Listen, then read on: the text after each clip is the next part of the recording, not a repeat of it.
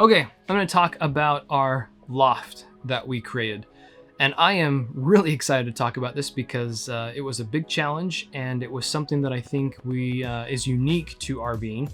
Not most Class A's have a loft like this. And so I'm gonna dive in and talk about how we created it and why we created it. First, the reason why we wanted to do this is because the shelving and cabinetry that was up there, even though it was in okay shape and Shell really didn't want me to take it down, I still did.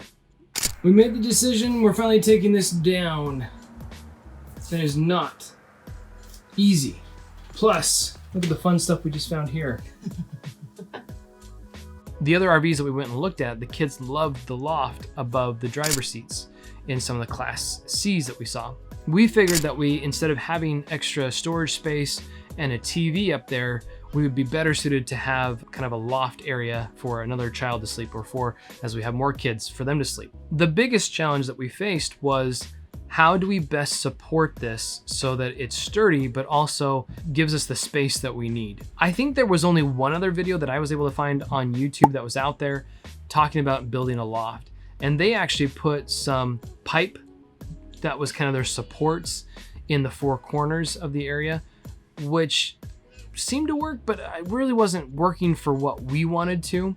We really thought that we could build into the wall, into the structure of the wall, and have enough support that we wouldn't need to put any type of other poles or beams to support the corners.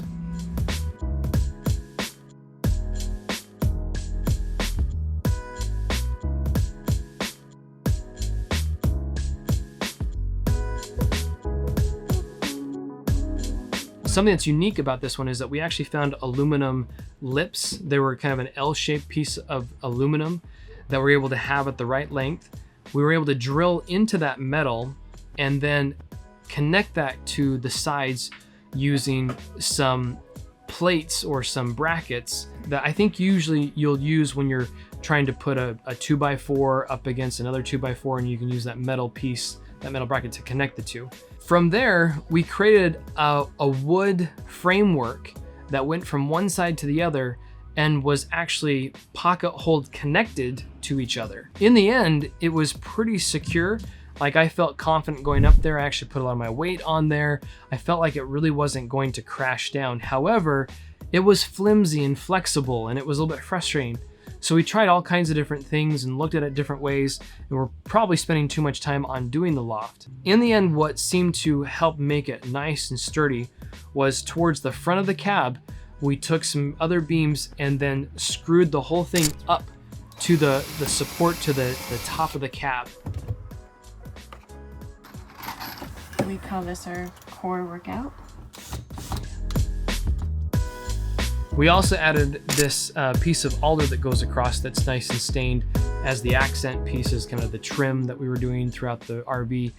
And we were able to then screw into the back through the metal into the alder without you actually seeing the screws coming out the other side, on the side that you see.